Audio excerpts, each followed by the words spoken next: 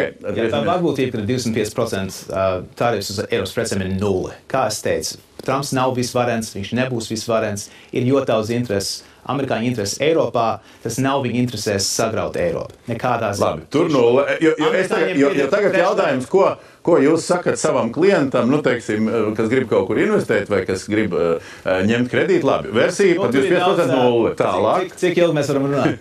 Nē, tur ir daudz faktoru. Nu, viens faktors ir, kas ir nocies ar pasauli kopš Covid. Visi valsts parādi ir auguši.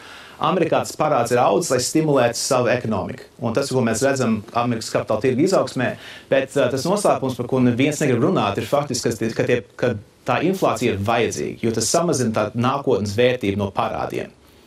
Un tad līdz ar to... Jautājums, cik liela inflācija? Savaldama inflācija, bet vēsturiski inflācija ir ļoti grūti savaldīt. Kad tas pūčs iznāk no alas, tad var būt visādi. Un tāpēc Eiropa ir centusies ļoti samazināt mirkli. Bet tā lieta ir tāda, visu, ko Trumps dara, faktiski, viņi ievēlēja pārsvarā, kas kustināja to politisko dinamiku Amerikā, bija vīrieši, kas pelna mazāk nekā $40,000 gadā. Un tie bija cilvēki, kas skarta to, ka viņiem necēlās algas, viss ir kļuvis dārgāks, inflācija ir kritusi, bet tas nenozīmē, ka cenas ir kritušas, viņas vienkārši mazāk strauji aug. Un šie cilvēki ir nelaimīgi, bet visu to, ko Trumps aizsācis ievest, viss pacels inflāciju viennozīmīgi.